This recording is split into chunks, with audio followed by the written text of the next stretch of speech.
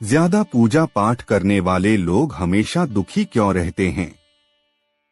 जो पूजा पाठ करता है वही सबसे ज्यादा दुखी होता है, जबकि कोई नास्तिक आदमी जो भगवान को नहीं मानता कभी पूजा पाठ नहीं करता, कभी संतों का संग नहीं करता, वह सबसे ज्यादा सुखी जीवन जीता है।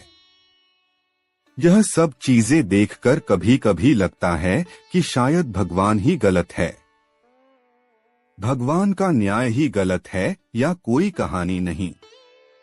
यह हर किसी के साथ होता है। दोस्तों, इस पोस्ट में हम आप लोगों को इसके पीछे के कारण के बारे में बताने वाले हैं। भगवान श्री कृष्ण ने स्वयं इसका उत्तर दिया है कि आखिर ज्यादा पूजा पाठ करने वाले लोग दुखी और परेशान क्यों रहते हैं। इसका उत्तर भगवान कृष्ण ने श्रीमद् भागवत गीता के माध्यम से बड़ी स्पष्टता के साथ बताया है। तो चलिए शुरुआत करते हैं। पूजा पाठ करने वाले लोग दुखी क्यों रहते हैं? दोस्तों, बात द्वापर युग की है, जब भगवान श्री कृष्ण और अर्जुन के बीच संवाद हो रहा था। तब अर्जुन ने भगवान श्री कृष्ण से पूछा, हे माधव, जो लोग ज्यादा पूजा पाठ करते हैं वह ज्यादातर दुखी और परेशान क्यों रहते हैं?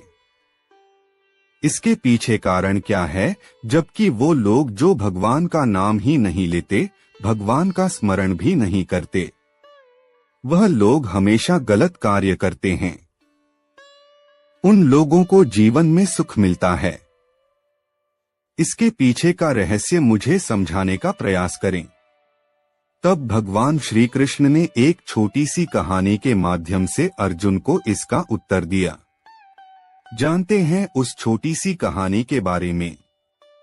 भागवत गीता के अनुसार से ज्यादा पूजा करने वाले लोग दुखी क्यों रहते हैं। एक गुरु के दो शिष्य थे।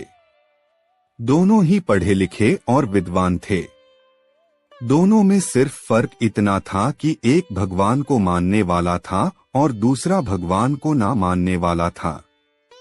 नास्तिकता एक ऐसा था जहां पर भगवान की कथा होती थी, जहां सत्संग होता था, जहां भजन होता था, वहां दौड़ा चला जाता था और भगवान की पूजा पाठ करने लगता था। दूसरा शिष्य इन सब चीजों से काफी दूर था। वह शराब पिया करता था, वेश्याओं के यहाँ जाया करता था। सारी बुरी आदतें दूसरे शिष्य में थी। एक दिन क्या हुआ कि जब वह शिष्य शराब पीकर अनाप शनाप बोलते हुए रास्ते में चलते हुए अपने घर को जा रहा था, अचानक उसको रास्ते में पैसों से भरा एक बैग मिल जाता है।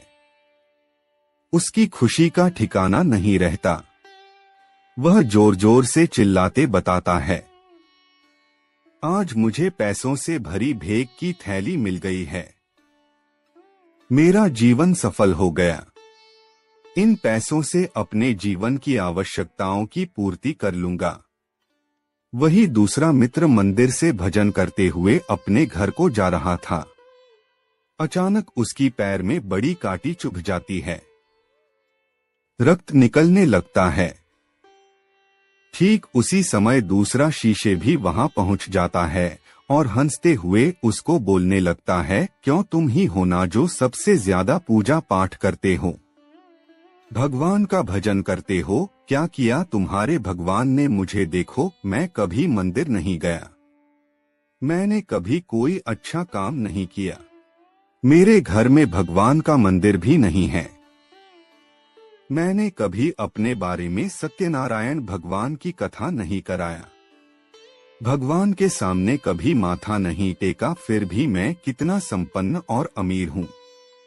मेरे पास पैसों की कोई कमी नहीं है, सबसे ज्यादा सुखी जीवन में जी रहा हूँ। अच्छे शिष्य को उसके बाद चुभने लगी। उसने मन ही मन भगवान से प्रार्थना किया, या तो सच बोल रहा है, मैं कितना पूजा पाठ करता हूँ और वह कुछ नहीं करता, फिर भी कितना सुखी है। इतना सोचते हुए वह अपने गुरु के पास चला जाता है और यही प्रश्न गुरु से करता है। गुरु जी मुस्कुराते हुए बोलते हैं, भगवान जो करते हैं अच्छे के लिए करते हैं। जिसकी जैसी योग्यता होती है उसको उसी के अनुसार फल देते हैं। अब तुम्हारे प्रश्नों का उत्तर तुम जानते हो। भगवान ने पैरों में ही क्यों कांटे चुभाए और उसको पैसे से भरी बैग क्यों मिली? सुनो, तुमने पिछले जन्म में बहुत पाप किया था, इसलिए तुम्हारी आज मौत होने वाली थी। तुम बच गए क्योंकि तुम मंदिर गए थे, तुमने भगवान की पूजा की थी। यही कारण है कि तुम्हारी मौत ना होकर सिर्फ एक कांटा ही चुभा। अब तुम्हारे मित्र की बात करते हैं। वह पूर्व जन्म में एक संत महापुरुष था, इसलिए उसकी जीवन बदलने वाली थी। करोड़ों की संपत्ति का मालिक बनने वाला था, मगर इस जन्म में उसने कोई भी अच्छा कार्य नहीं किया। इसलिए पूर्व जन्म के फल के अनुसार उसको थोड़े से पैसे मिले, जबकि वह अरबों के संपत्ति का मालिक बनने वाला था। भगवान को दोष देना छोड़ दो, अपने वर्तमान के समय का सदुपयोग करें। भविष्य अपने आप सुधर जाएगा। इस प्रकार उसकी आंखें खुल गई और वह पूजा पाठ में लग गया। तो यही कारण होता है कि जो पूजा पाठ करते हैं वो इतना दुखी क्यों रहते हैं।